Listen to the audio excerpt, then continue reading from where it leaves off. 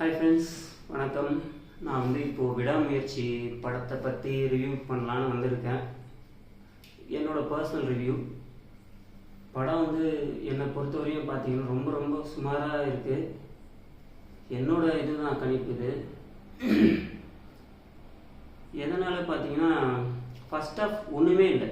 பேசுகிறாங்க, போகிறாங்க, வராங்க, என்ன நடக்குதுன்னு ஒன்றுமே இல்லை. செகண்ட் ஆஃப் ஒரு படம் 100% அப்படின்னா அதில் 25% செகண்ட் ஆஃப், அவ்வளோதான் அவங்க எடுத்த மார்க். செகண்ட் ஹாஃபில் ஃபஸ்ட் ஹாஃபில் பார்த்தீங்கன்னா 0, 100க்கு 0 எடுத்துருக்காங்க. செகண்ட் ஹாஃபில் பார்த்தீங்கன்னா 100க்கு ஒரு 25, அவ்வளோதான். மொத்தத்தில் இந்த படம் ஃபெயிலியர், அவ்வளோதான்.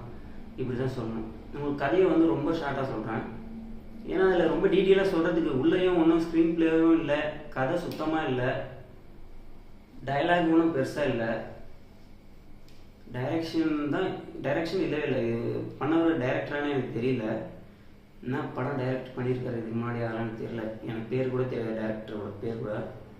அவ்வளோதான். இதுதான் சொல்ல வராங்க. ரொம்ப ரொம்ப ஒன்றுமே இல்லாமல் போச்சு படம். காசு கொடுத்து பார்க்குற நம்மளுக்கு தான் தெரியும் கஷ்டம் என்னான்ட்டு, இல்லையா? நல்லா இருக்குன்னு எதிர்பார்த்து போகிறோம். ஆனால் இவ்வளோ பெரிய மொக்க படத்தை எடுத்து வச்சுட்டு நம்மகிட்ட காசு வாங்கினா நம்மளுக்கு எப்படி கடுப்பாக இருக்கும். அதனால தான் வேறு யாரும் இந்த மாதிரி போய் ஏமாறக்கூடாதுன்னு தான் நான் இப்போ சொல்கிறேன். இந்த ரிவ்யூவில் சொல்கிறேன். இதை அஜித் ஃபேனாக இருக்கணும் போய் பாருங்கள். அது கண்டிப்பாக நீங்கள் பார்ப்பீங்க. ஏன்னா ஒரு ரசிக்கிறோன்னா கண்டிப்பாக அது எப்படி படம் இருந்தாலும் பார்க்கணுன்னு தான் நினைப்போம். அதை நான் தப்பு சொல்லவே இல்லை. நான் அஜித் சாரை ஃபஸ்ட்டு தப்பு சொல்லவே இல்லை. காரணம் என்னென்னா, அவரோட ஆக்டிங்கில் அவர் கரெக்டாக நடிச்சிருக்காரு. அவர் ஆக்டிங்கில் அவருக்கு நல்லா தான் நடிச்சிருக்காரு. அது எந்த குறையுமே கிடையாது. டைரக்ஷன் சுத்த மொக்க. படத்தோட கதையை நான் இப்போ ரொம்ப ஷார்ட்டாக சொல்கிறேன். அதாவது 2 பேருக்கும் மேரேஜ் ஆகிடும், லவ் மேரேஜ். அப்புறம் அவங்களுக்கு ஒரு 12 இயர்ஸ் அப்புறம் என்ன ஆகும்னா, ஒரு மிஸ் அண்டர்ஸ்டாண்டிங்கில் டிவோர்ஸுக்கு போவாங்க. எதெல்லாம் மிஸ் அண்டர்ஸ்டாண்டிங் பார்த்தீங்கன்னா, திரிஷா மேடம் வேறு யார் கூடயும் அஃபேரில் இருப்பாங்க அப்படின்னு சொல்லுவாங்க. அவங்களே சொல்லிடுவாங்க அஜித் சார் கிட்ட நேர்லேயே. இதனால் நான் டிவோர்ஸ் வேணும்னு சொல்லிட்டு கேட்பாங்க. கேட்டுட்டு சரி, இதுக்கப்புறம் நான் உங்கள் கூட இருந்தால் பிரச்சனை தான் வரும் நம்ம 2 பேருக்குள்ளே அப்படின்னு சொல்லிட்டு என்ன பண்ணுவாங்கன்னா, அவங்க அப்பா வீட்டுக்கு போயிடுவாங்க. அவங்க அப்பா வீட்டுக்கு நான் போகிறேன்னு சொல்லிட்டு போகிறவங்கள அஜித் சார் நான் கூப்பிட்டு போய் வரேன், இது என்னோடய கடைசி ரைடாக இருக்கும், நம்ம கூட ஒன்றா போகிற கடைசி ட்ராவலாக இருக்கும் அப்படின்னு சொல்லிட்டு திரிஷா மேடம் கூட்டின்னு போகிற வழியில் தான் வில்லன் சார் அர்ஜுன் சார் அப்புறம் அந்த வில்லி மேடம் ஒருத்தவங்க வருவாங்க. இவங்களை கடத்திடுவாங்க. யாருன்னா நம்ம திரிஷா மேடம் கடத்திடுவாங்க. அப்புறம் அஜித் சார் அவங்கள கண்டுபிடிக்கிறதுக்காக அங்கங்கன்னு சுற்றி சண்டை போட்டு, சண்டை அப்போ போட மாட்டார். ஃபஸ்ட்டு சாஃப்டாக தான் இருப்பார். ஒரு 3/4 படம் வரையும் ஃபைட்டே அடிக்கவே மாட்டார். பயங்கரமாக அடி வாங்குறது இப்படியே தான் இருக்கும். அப்போ அர்ஜுன் அஜித் சாரை அடிக்கும்போது அஜித் சார் கேட்பார், ஏன் இப்படி பண்ணுறீங்கன்னா, உன்னை இப்படி பண்ண சொன்னதே, உன்னை கொல்ல சொன்னதே உங்கள் ஒய்ஃபு தான், அவங்க லவ்வரோட இருக்கிறதுக்காக உன்னை கொல்ல சொல்லிட்டாங்க அப்படின்னு சொல்லிட்டு சொல்லுவார். அவங்க எனக்கு இவ்வளோ பணம் தராங்க, அதை விட நீ எனக்கு அதிகமாக தான், நான் போய் அவங்கள கொல்றேன் அப்படின்னு சொல்லிட்டு இவர்கிட்ட சொல்லுவாங்க. அதே கதையை அங்கே எடுத்துகிட்டு போயிட்டு என்ன சொல்லுவாங்க, திரிஷாவுக்கு ஒரு ஃப்ரெண்டு இருப்பாங்க. யாருன்னு பார்த்தீங்கன்னா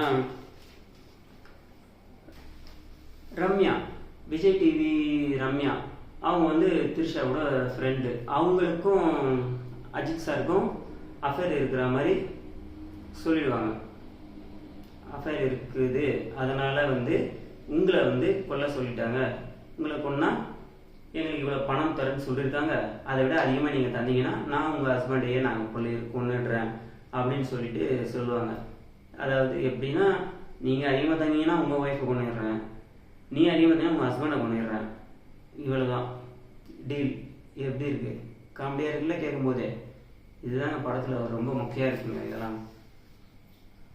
அப்புறம் என்ன ஆகும்னா, கடைசியில் அஜித் சார் எல்லாரையும் அடித்து சாப்பிடுச்சு ஒரு வழியாக திரிஷா மேடம் கண்டுபிடிச்சி கூப்பிட்டு போய் வீட்டில் விட்டுருவார். வீட்டில் விட்டு திரும்பி போகலான்னு போவார். அப்போ போகும்போது இவங்க ஓடியாந்து கட்டி பிடிச்சிப்பாங்க. கட்டி பிடிச்சிட்டு, நான் உன்னை இவ்வளோ இது பண்ணியும், அதாவது நீ எனக்காக இவ்வளோ பணத்தை இதில் இருந்து கொடுத்தீங்கன்னா நான் உன்னை அவ்வளோ லவ் பண்ணுறேன் அப்படின்னு சொல்லு, அவ்வளோதான்.